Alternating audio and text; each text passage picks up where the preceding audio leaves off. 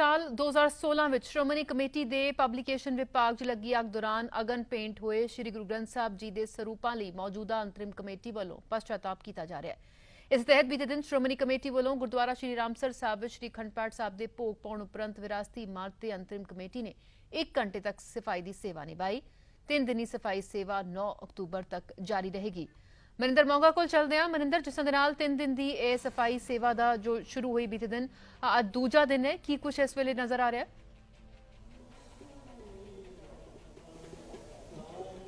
ਸ਼੍ਰੋਮਣੀ ਗੁਰਦੁਆਰਾ ਪ੍ਰਬੰਧਕ committee ਦੀ ਸਮੁੱਚੀ ਅੰਤਰਿਮ committee ਵੱਲੋਂ ਲਗਾਤਾਰ ਦੂਸਰੇ ਦਿਨ ਵਿਰਾਸਤੀ ਇਮਾਰਤ ਤੇ ਸਫਾਈ ਦੀ ਸੇਵਾ ਜਿਹੜੀ ਹੈ ਉਹ ਕੀਤੀ ਜਾ ਰਹੀ ਹੈ। ਤਸਵੀਰਾਂ ਤੁਸੀਂ ਦੇਖ ਸਕਦੇ ਹੋ ਸੱਚਖੰਡ ਸ੍ਰੀ ਹਰਿਮੰਦਰ ਸਾਹਿਬ ਨੂੰ ਜਾਂਦੇ ਵਿਰਾਸਤੀ ਇਮਾਰਤ ਦੀਆਂ, ਜਿੱਥੇ ਸ਼੍ਰੋਮਣੀ ਕਮੇਟੀ ਪ੍ਰਧਾਨ ਭਾਈ ਗੋਬਿੰਦ ਸਿੰਘ ਲੋਂਗੋਵਾਲ ਸਮੇਤ ਸਮੁੱਚੀ ਅੰਤਰਿਮ ਕਮੇਟੀ ਵੱਲੋਂ ਝਾੜੂ ਦੇ ਨਾਲ ਜੋ ਸਫਾਈ ਦੀ ਸੇਵਾ ਕੀਤੀ ਜਾ ਰਹੀ ਹੈ। ਮਾਮਲਾ 19 ਮਈ 2016 ਦਾ, ਜਦੋਂ ਸ਼੍ਰੋਮਣੀ ਗੁਰਦੁਆਰਾ ਪ੍ਰਬੰਧਕ ਕਮੇਟੀ ਦੇ ਪਬਲੀਕੇਸ਼ਨ ਵਿਭਾਗ ਦੇ ਵਿੱਚ ਅੱਗ ਲੱਗਣ ਦੇ ਕਾਰਨ ਸ੍ਰੀ ਗੁਰੂ ਗ੍ਰੰਥ ਸਾਹਿਬ ਜੀ ਦੇ ਪਾਵਨ ਸਰੂਪਾਂ ਦਾ ਨੁਕਸਾਨ ਹੋਇਆ ਸੀ ਔਰ ਉਸ ਵੇਲੇ ਦੀ ਅੰਤਰਿਮ ਕਮੇਟੀ ਵੱਲੋਂ ਮਰਿਆਦਾ ਅਨੁਸਾਰ ਨੁਕਸਾਨੇ ਗਏ ਸਰੂਪਾਂ ਦਾ ਸ੍ਰੀ ਗੋਇੰਦਵਾਲ ਸਾਹਿਬ ਵਿਖੇ ਅੰਤਿਮ ਸੰਸਕਾਰ ਜ਼ਰੂਰ ਕਰ ਦਿੱਤਾ ਗਿਆ ਸੀ, ਪਰ ਕੋਈ ਪਛਤਾਤਾਪ ਨਹੀਂ ਕੀਤਾ ਗਿਆ ਸੀ। ਤੋਂ ਜਿਸ ਤੋਂ ਬਾਅਦ ਹੁਣ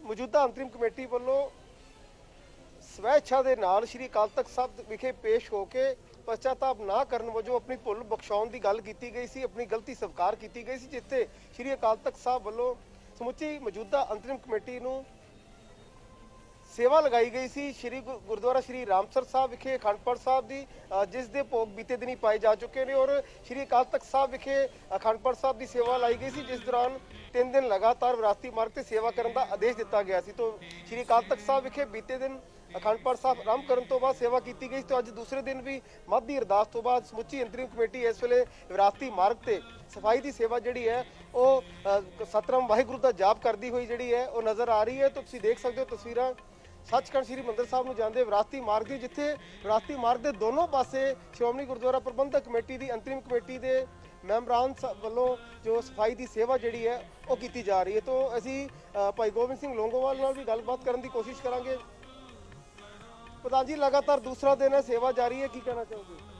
ਦੇਖੋ, ਜੋ ਸ੍ਰੀ ਅਕਾਲ ਤਖਤ ਸਾਹਿਬ ਵੱਲੋਂ ਆਦੇਸ਼ ਹੋਇਆ ਸੀ, ਕਿਉਂਕਿ ਅੱਜ ਤੋਂ ਤਕਰੀਬਨ 5 ਸਾਲ ਪਹਿਲਾਂ ਜੋ ਸ੍ਰੀ ਗੁਰੂ ਪਾਵਨ ਸਰੂਪਾਂ ਦੀ ਅੱਗ ਦੇ ਨਾਲ ਸਰੂਪ ਜਿਹੜੇ ਸੀ ਨੁਕਸਾਨੇ ਗਏ ਸੀ ਤੇ ਉਹਨਾਂ ਦੇ ਲਈ ਸਾਨੂੰ ਹਦਾਇਤ ਹੋਈ ਸੀ ਕਿ ਪਛਤਾਤਾਪ ਕਰਨਾ ਤੇ ਨਾਲ ਦੀ ਨਾਲ ਇਹ ਵੀ ਕਿਹਾ ਕਿ 3 ਦਿਨ ਤੁਸੀਂ ਨਾਲ ਸੇਵਾ ਵੀ ਕਰਨੀ ਹੈ। ਸੋ ਅਸੀਂ ਗੁਰਦੁਆਰਾ ਰਾਮਸਰ ਸਾਹਿਬ ਵਿਖੇ ਕੱਲ੍ਹ ਸ੍ਰੀ ਅਖੰਡ ਪਾਠ ਸਾਹਿਬ ਦੇ ਭੋਗ ਪਾਏ। ਕੱਲ੍ਹ ਹੀ ਸ੍ਰੀ ਅਕਾਲ ਤਖਤ ਸਾਹਿਬ ਦੇ ਉੱਤੇ ਸ੍ਰੀ ਗੁਰੂ ਗ੍ਰੰਥ ਸਾਹਿਬ ਦੇ ਅਖੰਡ ਪਾਠ ਆਰੰਭ ਹੋਏ ਔਰ ਅੱਜ ਦੂਜਾ ਦਿਨ, ਅੱਜ ਅਸੀਂ ਜਿਹੜਾ ਦੂਸਰੇ ਦਿਨ ਵੀ ਸੇਵਾ ਜਿਹੜੀ ਸਾਡੀ ਜਾਰੀ ਹੈ। ਜੀ, ਜਿਸ ਤਰ੍ਹਾਂ ਦੇ ਨਾਲ ਸ੍ਰੀ ਅਕਾਲ ਤਖਤ ਸਾਹਿਬ ਵੱਲੋਂ ਇੱਕ ਨਿਰਪੱਖ ਜਾਂਚ ਕਰਵਾਈ ਗਈ ਔਰ ਉਸ ਤੋਂ ਬਾਅਦ ਜ਼ਿੰਮੇਵਾਰ ਅਧਿਕਾਰੀਆਂ ਜਾਂ ਕਰਮਚਾਰੀਆਂ ਨੂੰ ਸ਼੍ਰੋਮਣੀ ਕਮੇਟੀ ਵੱਲੋਂ ਸਖਤ ਸਜ਼ਾਵਾਂ ਵੀ ਦਿੱਤੀਆਂ ਗਈਆਂ, ਨੌਕਰੀ ਤੋਂ ਬਰਖਾਸਤ ਵੀ ਕੀਤਾ ਗਿਆ, ਪਰ ਹਲੇ ਵੀ ਕੁਝ ਜਥੇਬੰਦੀਆਂ ਵੱਲੋਂ ਸ੍ਰੀ ਦਰਬਾਰ ਸਾਹਿਬ ਸਮੂਹ ਦੇ ਅੰਦਰ ਸ਼੍ਰੋਮਣੀ ਕਮੇਟੀ ਦਫ਼ਤਰ ਦੇ ਬਾਹਰ ਧਰਨਾ ਲਾਇਆ ਜਾ ਰਿਹਾ ਹੈ। ਦੇਖੋ, ਮੈਂ ਸਮਝਦਾ ਕਿ ਦਰਬਾਰ ਸਾਹਿਬ ਸੱਚਖੰਡ ਸ੍ਰੀ ਹਰਿਮੰਦਰ ਸਾਹਿਬ ਜਿਹੜਾ ਹੈਗਾ ਇਹ ਬੜਾ ਆਸਥਾ ਦਾ ਸਥਾਨ ਹੈ। ਇੱਥੇ ਸਾਰੇ ਸੰਸਾਰ ਦੇ ਵਿੱਚੋਂ ਸੰਗਤਾਂ ਦਰਸ਼ਨ ਕਰਨ ਵਾਸਤੇ ਔਰ ਨਾਮ ਬਾਣੀ ਦਾ ਰਸ ਭਿੰਨਾ ਕੀਰਤਨ ਸਰਵਣ ਕਰਨ ਵਾਸਤੇ ਔਰ ਸੇਵਾ ਕਰਨ ਵਾਸਤੇ ਇੱਥੇ ਆਉਂਦੀਆਂ ਨੇ।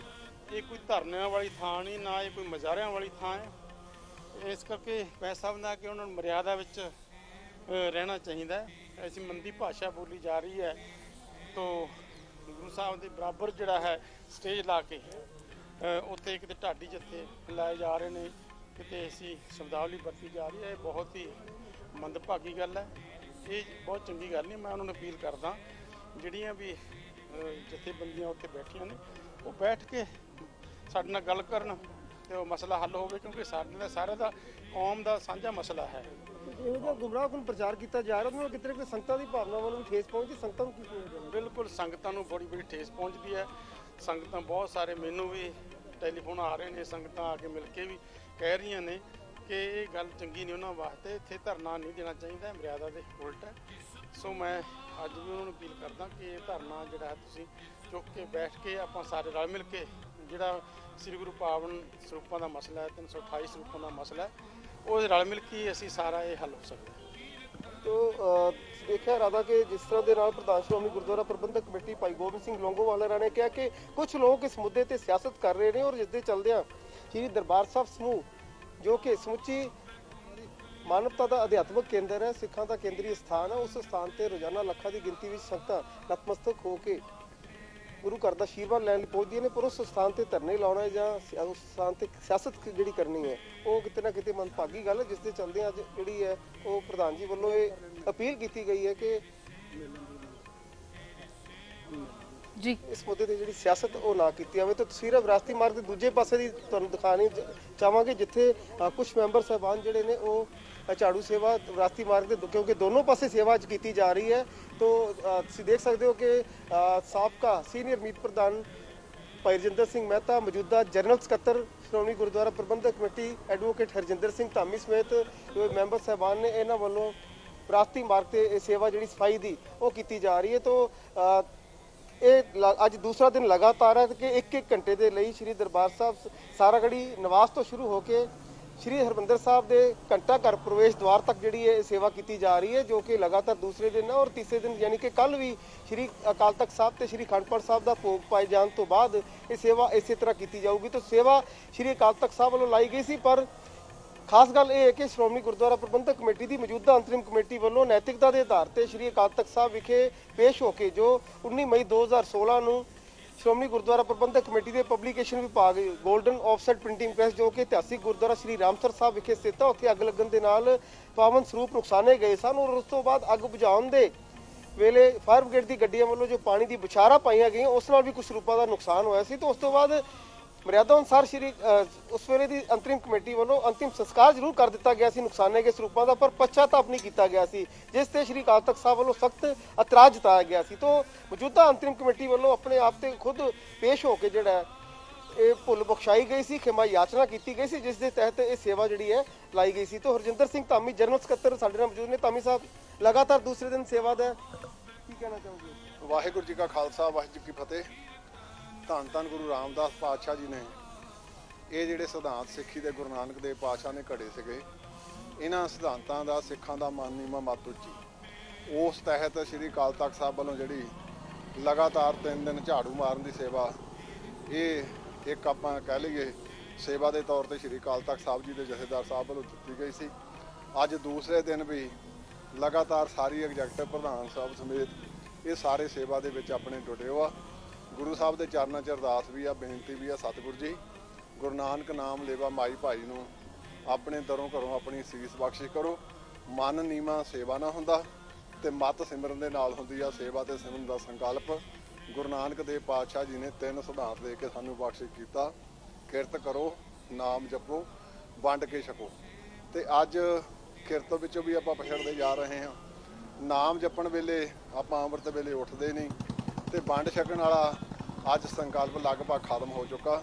ਸੋ ਗੁਰੂ ਦੇ ਚਰਨਾਂ 'ਚ ਅਰਦਾਸ ਵੀ ਆ, ਬੇਨਤੀ ਵੀ ਆ, ਸਾਨੂੰ ਵੀ ਸਤਿਗੁਰੂ ਜੀ ਇਹ ਜਿਹੜਾ ਮਨ ਨੀਵਾਂ ਆ ਸੇਵਾ ਦੁਆਰਾ ਕਰਦੇ, ਇਸੇ ਕਰਕੇ ਅੱਜ ਦੂਏ ਦਿਨ ਵੀ ਇਹ ਸੇਵਾ ਜਿਹੜੀ ਅੱਜ ਨਿਰੰਤਰ ਜਾਰੀ। ਉਹਨਾਂ ਲੋਕਾਂ ਨੂੰ ਕੀ ਸੁਨੇਹਾ ਦਿਓਗੇ ਜੋ ਇਸ ਮੁੱਦੇ ਤੇ ਸਿਆਸਤ ਕਰਦੇ? ਦੇਖੋ, ਗੁਰੂ ਘਰ ਦੀ, ਕਿਉਂਕਿ ਗੁਰੂ ਨਾਨਕ ਦੇਵ ਪਾਤਸ਼ਾਹ ਜੀ ਨੇ ਇਹ ਜਿਹੜਾ ਗੁਰਸ਼ਬਦ ਦੀ ਜੋਤ ਚਲਾਈ ਸੀ, ਇਹ ਸਰਬ ਸਾਂਝਾ ਉਪਦੇਸ਼ ਬਖਸ਼ਿਸ਼ ਕੀਤਾ ਸੀ। ਇਸ ਮੁੱਦੇ ਦੇ ਉੱਤੇ ਮੈਂ ਸਾਰਿਆਂ ਨੂੰ ਬੇਨਤੀ ਕਰੂੰਗਾ, ਰਾਜਨੀਤੀ ਨਾ ਕਰੀਏ। ਰਾਜਨੀਤੀ ਕਰਨ ਲਈ ਹੋਰ ਬਹੁਤ ਮੁੱਦੇ ਹੈਗੇ ਆ।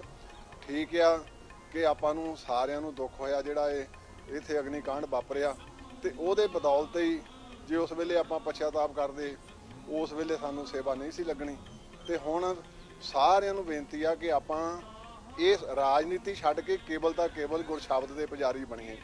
ਜਿਹੜੇ ਅੱਜ ਮੋਹਰਲੀਆਂ ਸਫਾਂ ਦੇ ਵਿੱਚ ਰਹੇ ਆ, ਉਹਨਾਂ ਨੂੰ ਵੀ ਨਿਮਰਤਾ ਸਹਿਤ ਬੇਨਤੀ ਆ, ਸਾਰਾ ਕੁਝ ਛੱਡ ਕੇ ਗੁਰੂ ਨਾਨਕ ਦੇਵ ਪਾਤਸ਼ਾਹ ਜੀ ਦੇ ਆਪਾਂ ਪਵਿੱਤਰ ਸਿਧਾਂਤ ਨਾਲ ਜੁੜੀਏ।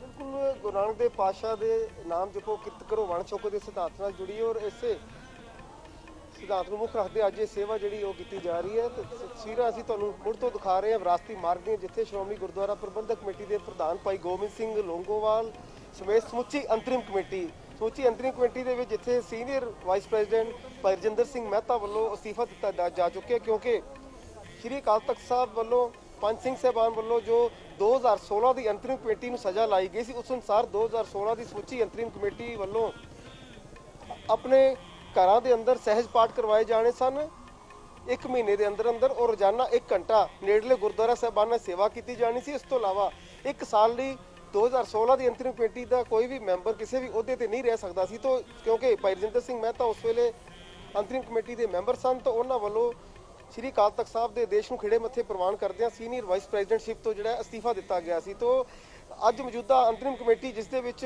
ਪ੍ਰਧਾਨ ਭਾਈ ਗੋਬਿੰਦ ਸਿੰਘ ਲੋਂਗੋਵਾਲ, ਸਾਬਕਾ ਸੀਨੀਅਰ ਵਾਈਸ ਪ੍ਰੈਜ਼ੀਡੈਂਟ ਭਾਈ Rajinder Singh Mehta, junior vice president ਭਾਈ ਗੁਰਬਖਸ਼ ਸਿੰਘ ਖਾਲਸਾ, ਜਨਰਲ ਸਕੱਤਰ ਹਰਜਿੰਦਰ ਸਿੰਘ ਧਾਮੀ ਸਮੇਤ ਕੁੱਲ 15 ਮੈਂਬਰ ਜਿਹੜੇ ਨੇ ਉਹ ਇਸ ਵੇਲੇ ਸੇਵਾ ਜਿਹੜੀ ਇਹ ਨਿਭਾ ਰਹੇ ਨੇ ਔਰ ਸ਼੍ਰੀ ਅਕਾਲ ਤਖਤ ਸਾਹਿਬ ਦੇ ਆਦੇਸ਼ ਦੀ ਖਿੜੇ ਮੱਥੇ ਪਾਲਣਾ ਜਿਹੜੀ ਹੈ ਉਹ ਕੀਤੀ ਜਾ ਰਹੀ ਹੈ। ਔਰ ਖਾਸ ਗੱਲ ਵੀ ਇਹੀ ਹੈ ਕਿ ਜਿਸ ਤਰ੍ਹਾਂ ਦੇ ਨਾਲ ਪਾਵਨ ਸਰੂਪਾਂ ਦੇ ਰਿਕਾਰਡ ਦੇ ਵਿੱਚ ਹੇਰਾਫੇਰੀ ਦਾ ਮਾਮਲਾ ਸਾਹਮਣੇ ਆਇਆ, ਇਸ ਤਾਂ ਸ਼੍ਰੋਮਣੀ ਗੁਰਦੁਆਰਾ ਪ੍ਰਬੰਧਕ ਕਮੇਟੀ ਵੱਲੋਂ ਆਪ ਹੀ ਸ਼੍ਰੀ ਅਕਾਲ ਤਖਤ ਸਾਹਿਬ ਨੂੰ ਇਸ ਦੀ ਨਿਰਪੱਖ ਜਾਂਚ ਕਰਵਾਉਣ ਦੀ ਅਪੀਲ ਕੀਤੀ ਗਈ ਸੀ। ਸ਼੍ਰੀ ਅਕਾਲ ਤਖਤ ਸਾਹਿਬ ਵੱਲੋਂ ਐਡਵੋਕੇਟ ਭਾਈ ਈਸ਼ਰ ਸਿੰਘ ਦੀ ਅਗਵਾਈ ਹੇਠ 3 ਮੈਂਬਰੀ ਜਿਹੜੀ ਕਮੇਟੀ ਹੈ ਉਹ ਬਣਾਈ ਗਈ ਸੀ, ਜਿਨ੍ਹਾਂ ਵੱਲੋਂ ਇਹ ਜਾਂਚ ਮੁਕੰਮਲ ਕਰਨ ਤੋਂ ਬਾਅਦ ਆਪਣੀ ਰਿਪੋਰਟ 1 ਮਹੀਨੇ ਦੇ ਅੰਦਰ ਅੰਦਰ ਸ਼੍ਰੀ ਅਕਾਲ ਤਖਤ ਸਾਹਿਬ ਨੂੰ ਸੌਂਪੀ ਗਈ ਸੀ। ਉਸ ਤੋਂ ਬਾਅਦ ਉਸ ਰਿਪੋਰਟ ਅਨੁਸਾਰ ਦੋਸ਼ੀ ਪਾਏ ਗਏ ਕਰਮਚਾਰੀਆਂ ਤੇ ਅਧਿਕਾਰੀਆਂ ਨੂੰ ਸ਼੍ਰੋਮਣੀ ਕਮੇਟੀ ਵੱਲੋਂ ਨੌਕਰੀ ਤੋਂ ਬਰਖਾਸਤ ਕੀਤਾ ਗਿਆ ਸੀ। ਉਹਨਾਂ ਦੇ ਸਾਰੇ ਫੰਡ ਰੋਕੇ ਗਏ ਸਨ ਔਰ ਉਸ ਤੋਂ ਬਾਅਦ ਸ਼੍ਰੀ ਅਕਾਲ ਤਖਤ ਸਾਹਿਬ ਵੱਲੋਂ ਪੰਜ ਸਿੱਖ ਸਾਹਿਬਾਨ ਦੀ ਬੈਠਕ ਤੋਂ ਬਾਅਦ ਜੋ ਫੈਸਲੇ ਲਏ ਗਏ ਸਨ, ਉਸ ਅਨੁਸਾਰ ਜਿੱਥੇ 2016 ਦੀ ਅੰਤਰਿਮ ਕਮੇਟੀ ਨੂੰ ਸਜ਼ਾ ਲਾਈ ਗਈ ਸੀ, ਉੱਥੇ ਮੌਜੂਦਾ ਅੰਤਰਿਮ ਕਮੇਟੀ ਨੂੰ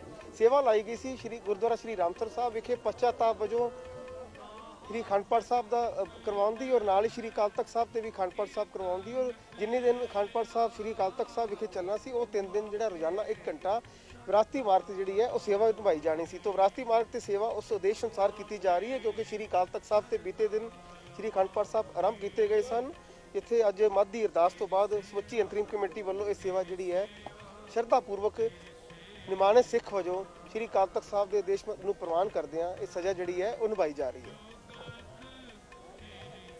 ਦੱਸਦੇ ਕਿ ਅੰਤਰਿਮ ਕਮੇਟੀ ਵੱਲੋਂ ਅੱਜ ਦੂਜੇ ਦਿਨ ਵੀ ਸਫਾਈ ਸੇਵਾ ਜਿਹੜਾ ਹੈ ਉਹ ਜਾਰੀ ਹੈ। 3 ਦਿਨ ਤੱਕ ਇਹ ਸਫਾਈ ਸੇਵਾ ਚੱਲਣੀ ਹੈ। ਸੋ ਵਿਰਾਸਤੀ ਇਮਾਰਤ ਤੇ तमाम आगू ਜਿਹੜੇ ਨੇ ਉਹ ਇਸ ਵੇਲੇ ਇੱਥੇ ਅੰਤਰਿਮ ਕਮੇਟੀ ਦੇ ਮੌਜੂਦ ਨੇ। ਬਹੁਤ ਬਹੁਤ ਸ਼ੁਕਰੀਆ ਮਨਿੰਦਰ ਫਿਲਹਾਲ ਦੀ ਇਹ ਸਾਰੀ ਜਾਣਕਾਰੀ ਅਤੇ ਤਸਵੀਰਾਂ ਦੇ ਲਈ।